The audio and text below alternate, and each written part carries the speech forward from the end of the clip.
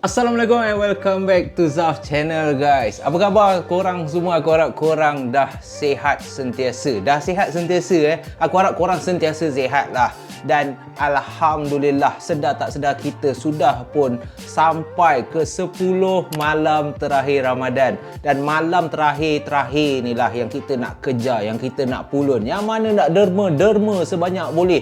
Yang mana nak buat kebaikan tak payah ragu-ragu. Sebab apa? Sebab kita tahu bulan ataupun 10 malam terakhir ni, lagi-lagi dalam bulan Ramadan ni, Allahu Akbar, bukan macam bulan-bulan biasa guys. Dia punya rahmat, dia punya kebaikan, pahala yang kita akan dapat tu, Allah Subhanahu Taala akan bergandakan pahala kita berlipat kali ganda dan takkan pernah rugi. Jadi aku harap korang membuatlah kebaikan, banyak-banyakkan beramal di samping dengar malam puaka dalam keadaan yang santai-santai saja. Amboi. Dan Alhamdulillah juga nasib baik aku post video ni malam. Kalau aku post tengah hari, kau bayang kalau aku tengah minum macam tadi kan. Dengar air tu lalu tekak, Allahu Akbar. Silap-silap dah ada 2-3 orang jadi balkobar dah. So tak nak lengah masa sebelum aku melepek lagi panjang. Lagi sekali aku nak ucapkan terima kasih kepada yang dah sudi hadir. Yang mana baru lagi hadir, jangan lupa tekan button subscribe. Dan yang mana komen pasal setup terbaru aku ni, korang memang sempoi lah game puaka. Siap ada yang cakap tu, setup macam ni best Abang Zaf. Sebab katalah ada bayang-bayang ataupun ada benda melintas kat belakang. Intro pun sasul. Kalaulah ada benda yang lepak kat belakang, yang duk melintas, ada pula yang cakap barulah dapat dalam rakaman, tapi janganlah minta pisang mat. Aku dah lah seorang kat sini kan, bilik gelap pula, ada pula lampu biru tu, sajalah nak tambah mood seram. So tak nak lengah masa dah, malam ni yang aku nak berkongsi dengan korang pengalaman daripada salah seorang geng puaka yang ingin dikenali dengan nama Muhammad Hafiz. Muhammad Hafiz cakap pada tahun 2003 dia bekerja sebagai pengawal keselamatan di salah satu bangunan yang terletak dekat kawasan ataupun dekat daerah Putrajaya. Putrajaya apa ada hantu no? Ada. Ingat tak ada ke? Ingat tempat-tempat lagu tu tak ada hantu ke? Ada. Cik, over pula kan. Oh, sebelum aku terlupa, jomlah kita ramai-ramai lah ambil keberkatan kan. Kita berselawat Nurul Mubin. Bismillahirrahmanirrahim. Sallallahu Rabbuna ala nuril mubin Ahmad al-Mustafa Sayyidil Mursalin. Sallallahu Rabbuna ala nuril mubin Ahmad al-Mustafa Sayyidil Mursalin. Sallallahu Rabbuna ala nuril mubin Ahmad al-Mustafa Sayyidil Mursalin. Alhamdulillah. So tanpa lengah masa, enjoy and relax sambil menikmati moreh pada malam ni dalam malam puaka.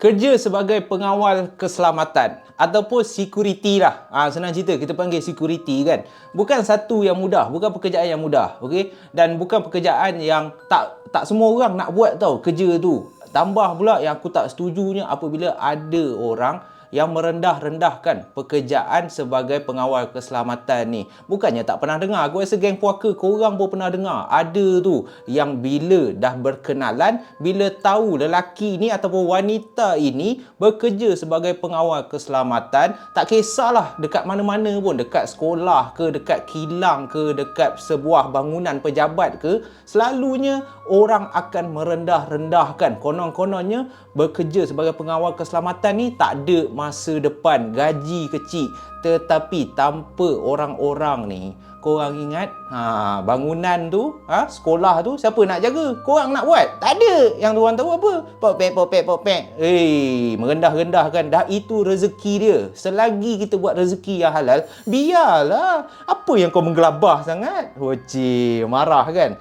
So itu mukadimah lah. Jadi apa kena-mengena dengan kisah pada malam ni? Okey, kiriman daripada Muhammad Hafiz. Salah seorang geng puaka, terima kasih terlebih dahulu kepada Muhammad Hafiz kerana mengirimkan kisah seram anda yang berlaku pada tahun 2003. Oh, dah lama dah ni. Kiranya waktu tu Putrajaya masih baru-baru lagi. Bukan macam sekarang. Macam sekarang kan dah meriah kan. Siapa yang dah pergi? Putrajaya, Bazar Ramadan.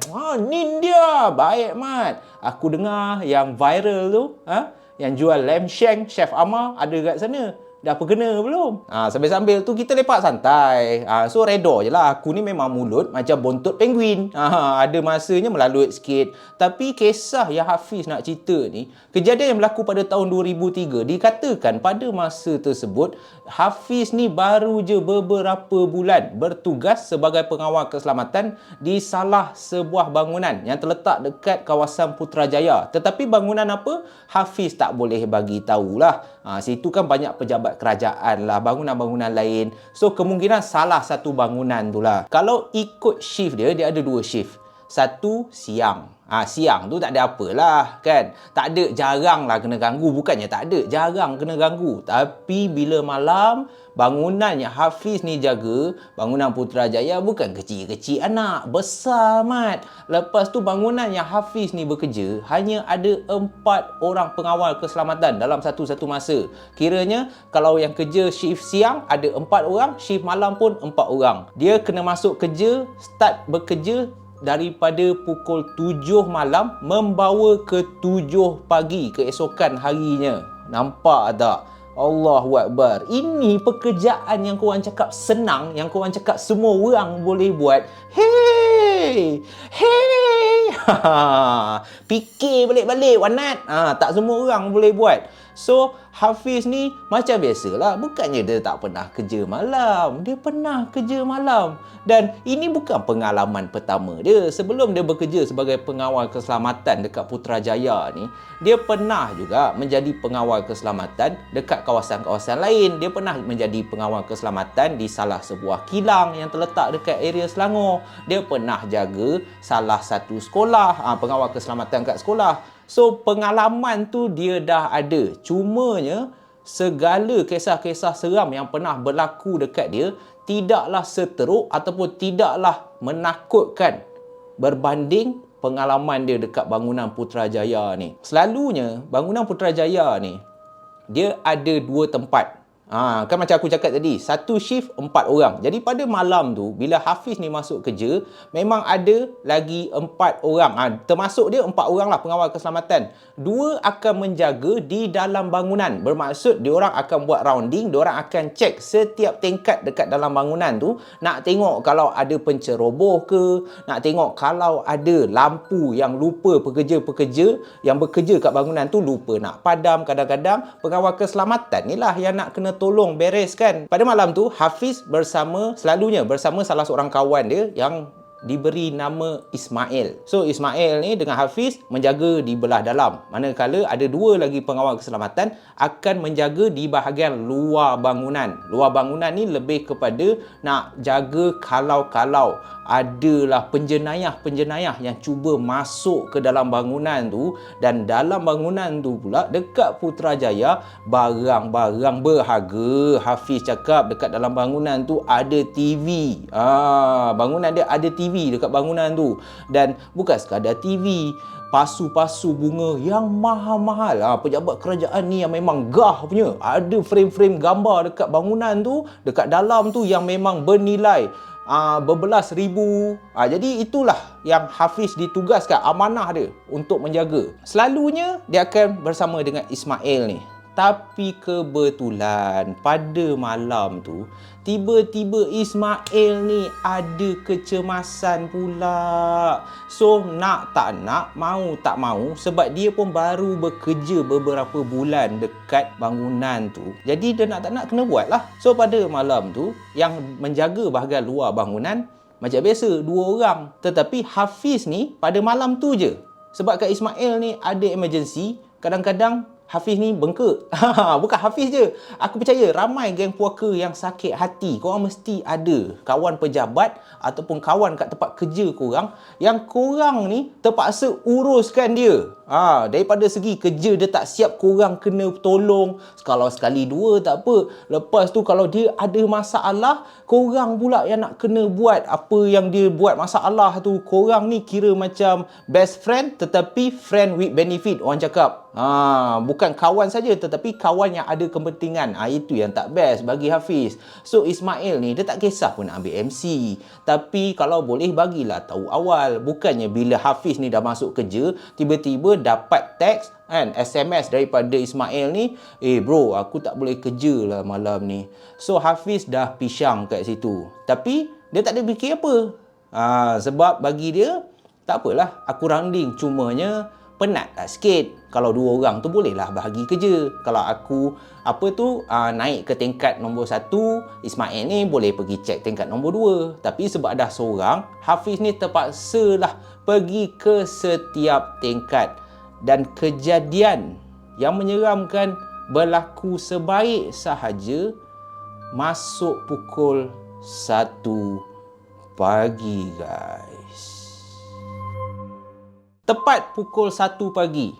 Bila dah masuk pukul 1 pagi je, si Hafiz dah tahu dah. Inilah masanya dia perlu memulakan rondaan. Sebaik sahaja dia tengah lepak cantik punya dekat sebuah kerusi malas yang berada betul-betul dekat dalam lobi bangunan tu, Hafiz ni pun dia ambil torchlight dia, dia pun selit dekat seluar, lalu dia pun bangun untuk memulakan rondaan dia pada malam tu. Baru je dia nak mulakan rondaan, baru beberapa langkah daripada kerusi tadi, tiba-tiba ada sesuatu benda yang terjadi yang buatkan Hafiz ni terkejut.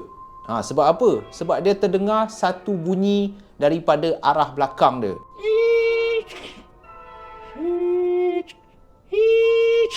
Bukan mesin photostat, guys.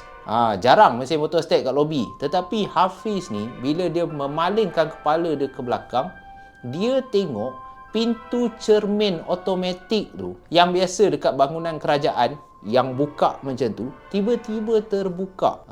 So bila dia nampak pintu automatik bahagian utama lobi tu terbuka, Hafiz ni pelik. Dan dia tengok pintu lobi yang terbuka tadi tu tertutup 2-3 kali.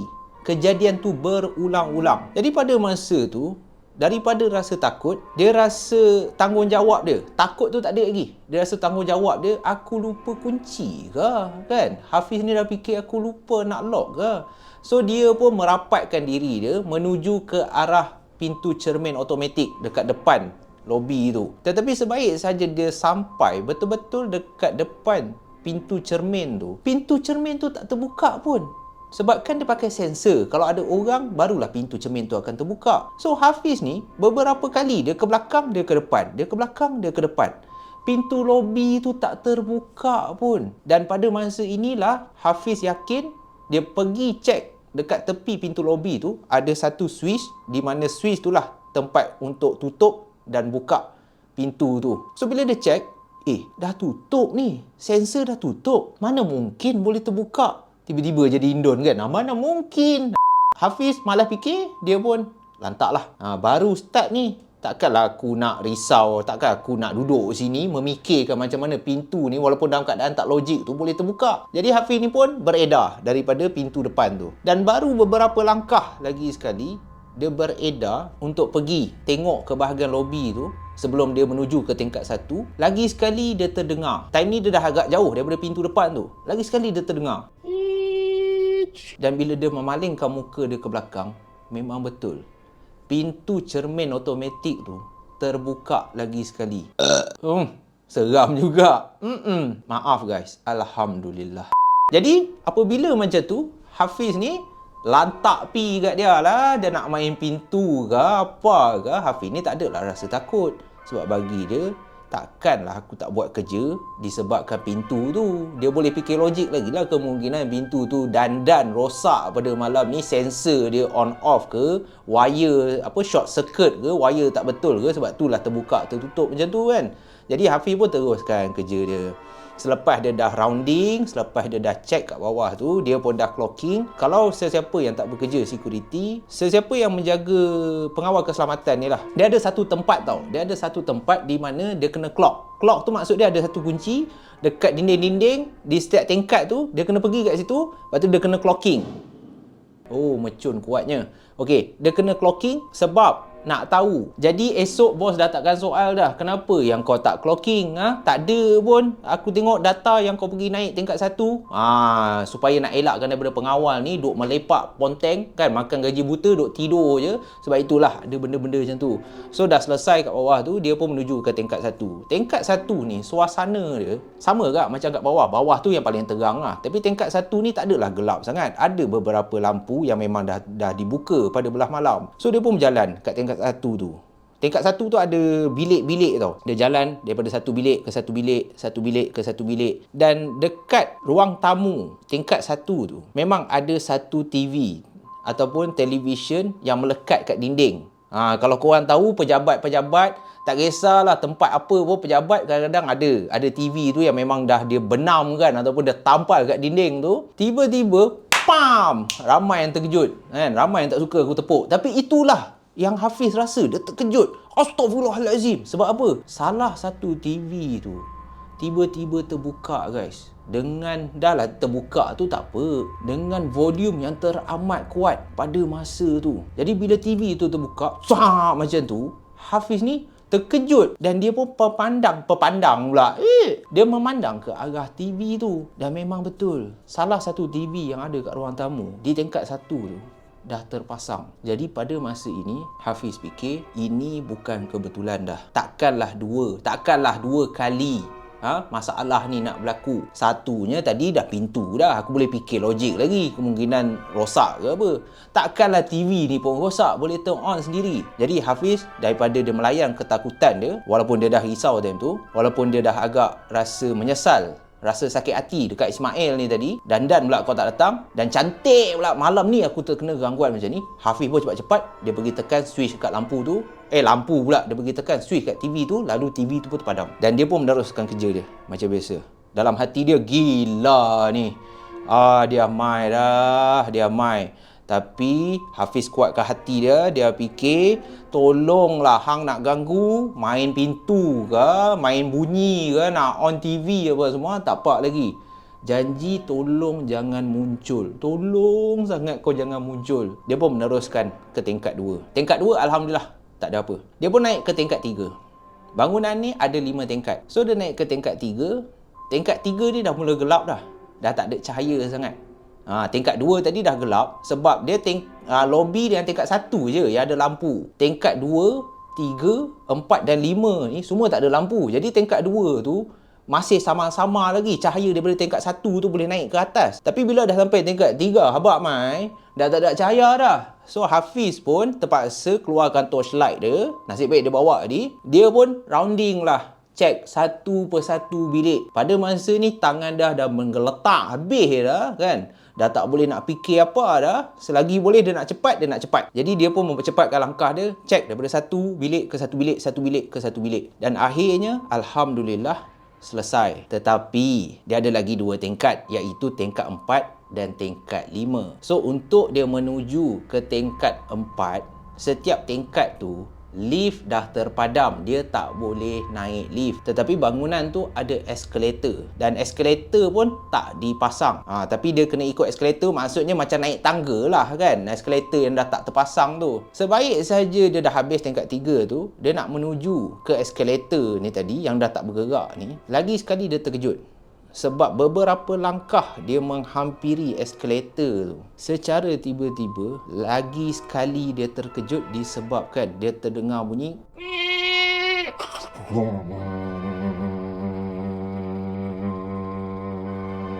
Nun dia bunyi eskalator, Mat. Eskalator tu dia boleh dengar, bukan dengar je. Sebab dia beberapa langkah dia memang menghadap ke eskalator nak menuju ke tingkat 4 tu. Secara tiba-tiba tak ada orang pasang, dah lah dia seorang yang jaga dalam. Security 2 orang kat luar tu yang jaga luar memang tak boleh. Kalau saja nak bergurau dengan dia, saja on ke apa, memang tak boleh. Semua switch memang ada dalam bangunan je. Eskalator tu tiba-tiba terpasang. Jadi pada masa ni Hafiz pun suluh torchlight dia ataupun lampu suluh dia ke arah eskalator tu. Dia pun dah nampak memang betul bunyi yang dia dengar ni bukan khayalan, bukan mainan perasaan dia disebabkan dia takut ke apa. Tetapi memang betul-betul eskalator menuju ke tingkat 4 tu dah terpasang dan sebaik sahaja dia menghampiri eskalator tu. Nasib baik dia suluh ke arah kanan eskalator tu. Kiranya eskalator, so dia suluh sedikit ke belah kanan. Dan pada masa inilah di tingkat nombor 3, betul-betul kat sebelah eskalator tu, dia nampak, oi aku memang dia nampak ada satu susuk tubuh yang warna putih. Alhamdulillah, lagi sekali. Kenyang lah, sorry lah kan. Inilah akibat dia bila engkau bercerita selepas berbuka. Pisang sikit Apabila Hafiz dah nampak benda putih tu betul-betul kat sebelah eskalator, pada awalnya, yelah kau bayanglah, tingkat 3 tu nak menghala ke tingkat 4 dah gelap dah. Harapkan lampu daripada lampu suluh dia je. So bila dia suluh ke arah tepi eskalator tu, nampak ada satu susuk tubuh. Pada masa ni dia tak tahu apa lagi, tapi terkejut lah kan. Kau bayanglah engkau seorang dalam bangunan yang besar, pejabat yang besar, lampu pula tak ada, lampu suluh je. Dan sebaik saja Hafiz ni, dia pandang benda tu, dia memerhati, dia tengok betul-betul. Alangkah takutnya dia apabila dia baru nak sangkakan yang benda putih tu kemungkinanlah banner ke, kain ke, orang pejabat letak situ ada iklan ke apa. Tetapi susuk tubuh yang dia nampak ni dah mula bergerak ke kiri ke kanan, ke kiri ke kanan secara perlahan tau. Dan bila diamati betul-betul, Hafiz baru sedar yang susuk tubuh yang dia nampak ni adalah seorang wanita yang bertelekung putih. Tetapi wajah wanita ni dia tak nampak sebab dia nampak daripada arah tepi saja. Kiranya wanita ni dia berdiri menghadap, bukan menghadap si Hafiz ni tau. Dia nampak tepi lah. Susah lah nak explain kat korang ni. Faham je lah. So dia nampak tepi makhluk putih ni. Yang lagi menakutkan, makhluk putih ni dah memang seram lah. Tak payah cakap lah. Tapi dia tak terhenti kat situ, Mat. Sebab dalam takut-takut tu pun, Hafiz ni dia rasa pelik juga. Apa hal yang dekat sebelah benda putih ni, macam ada lagi satu benda. So Hafiz ni pun, dia pun gerakkan torchlight dia. Dah tersuluh perempuan bertelekung ni, dia gerakkan ke kanan kan. Dan lagi sekali guys, ini benda, ini barang, dia memang cabut. Hafiz dah tak boleh handle dah. Inilah pengalaman dia yang paling seram. Sebab apa? Sebab dekat sebelah perempuan yang bertudung tu, dia nampak ada seorang budak yang kecil. Hafiz ni saya boleh gambarkan tau, lingkungan kalau baya budak ni dalam budak yang berumur 10 tahun, 9 tahun macam tu. Betul-betul berdiri dekat sebelah wanita yang bertelekung ni. Dan apa yang membuatkan Hafiz lari?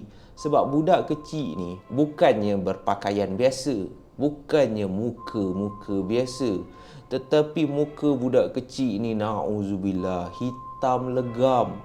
Dah lah hitam, boleh nampak berkerak-kerak muka budak ni. Dengan mata yang berwarna merah memandang si Hafiz ni. Budak ni dia macam pocong guys. pocong budak kecil, macam jenazah budak kecil, betul-betul berdiri dekat sebelah wanita yang bertelekung ni. Jadi bila Hafiz dah nampak pocong versi mini pula, pocong yang budak kecil punya, tapi budak kecil punya pun kau ingat tak seram ke? Janji berpakaian pocong memang seram mak. Kalau aku bawa Diva AA pun, Diva AA pakai macam pocong, aku rasa semua cabut mat. So bila dah ternampak macam tu, Hafiz ni pun tak fikir apa lah. Punya takut sampai lutut dia pun dah rasa lembik macam tu. Tak fikir apa, dia dah tahu ni hantu. Dia pun dah tak ada nak lari, dah tak ada nak apa dah. Eskalator tu, setiap tangga nak turun ke bawah, sebab dia kena ikut eskalator kan. Dia dah tak naik tingkat 4, tingkat 5. Dia lompat je daripada eskalator ke eskalator tu. Betapa takut. Kadang-kadang bila kau takut, benda yang kau rasa kau tak boleh buat, tiba-tiba kau boleh buat. Daripada atas, Hafiz ni mampu lompat sampai ke bawah eskalator tu. So Hafiz pun lari. Sampailah ke lobi. Dia terus menuju keluar bangunan tu. Dan dekat luar bangunan tu memang ada pos. Pos pejabat untuk pengawal keselamatan, ataupun pondok pengawal lah senang cerita. So dia pergi kat situ. Dia jumpalah salah seorang pengawal yang berjaga kat luar tu. Kemungkinan yang lagi seorang pengawal tengah rounding kat luar ke apa. So dia jumpa.